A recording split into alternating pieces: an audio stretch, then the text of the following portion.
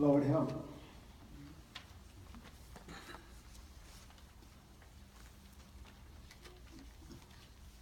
My word tonight is, my God, why hast thou forsaken me? Mark records it as this.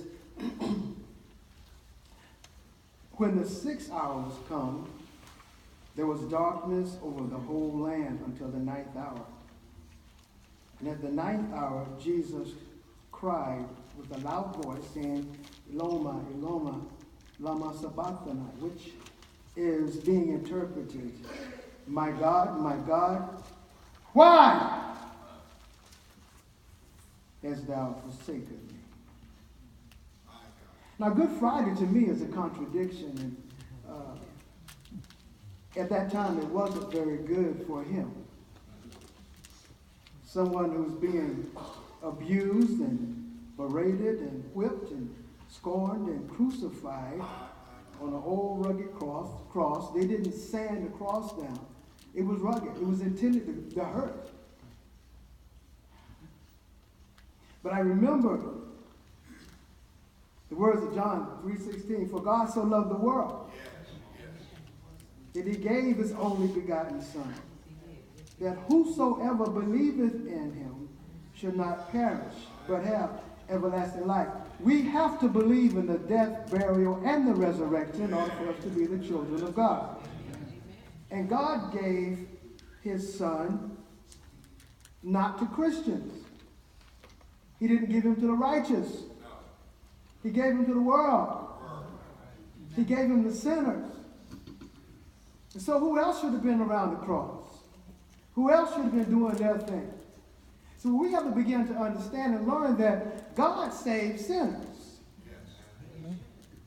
We as Christians have a responsibility to love God, to love one another, and to love sinners. Because I and you ought to understand what it takes to be a sinner. But on the other side, we have the spirit of the fear of the Lord. And the spirit of the fear of the Lord hates evil, hates sin. We don't have any agreement with that, other than we understand what it takes to be a sinner. Jesus didn't come accidentally. No, he didn't. Hebrews 10 and verse 9 says, then said he, lo, I come to do thy will, O God. He take away the first, that he may establish the second. By the which will he was sanctified through the offering of his body once for all. And every high priest standing daily ministering and offering oftentimes the same sacrifice can never take away sins. But this man, after he offered one sacrifice for sins forever, ever sat down at the right hand of God the Father Almighty. He was awesome. He didn't come to live. He came to die. He made an open demonstration of the kingdom of God and what God was doing. God hadn't spoken to the children of Israel for 400 years. Then when Jesus came along, there was an explosion of what God wanted to do. He began to reveal who the Father was. He's not just a mean old judge, some guy up somewhere. He's the Father. He loves you and he loves sinners. And he's brought me to die for you. He came to demonstrate what a son was. Because all of us are going to be called as sons. He says, this is how you do it. Take up your cross and follow me.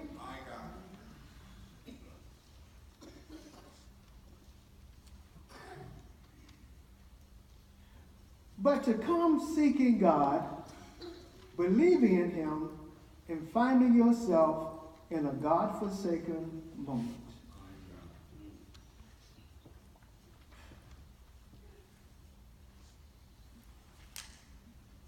I've rarely, since I've seriously seeked God, felt God forsaken.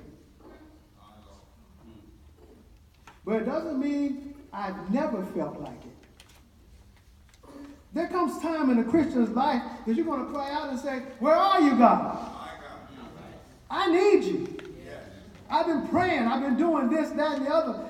There was no one better than Jesus Christ. He was awesome. He was magnificent. He did it all right. And he says, I do nothing of my own.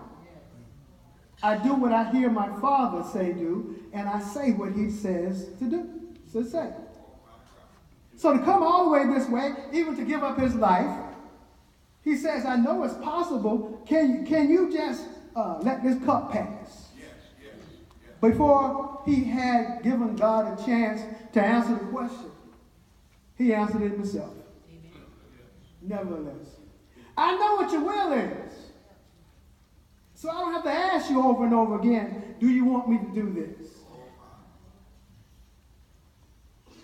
And it's about a relationship with God that will bring you to the point of dying and your old man dies like Jesus died. And it's at the feet of Jesus. At the feet of the Father. He asked this question. There, with reason, you'll think, well, did he not know? Isn't this Jesus who knows everything? Wow. My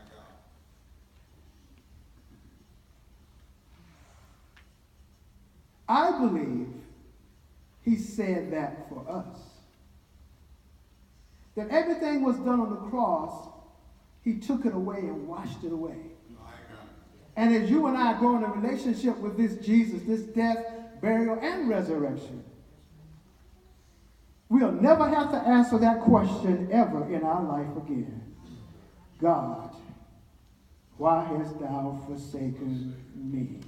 Because he said, I'll never leave you nor forsake you.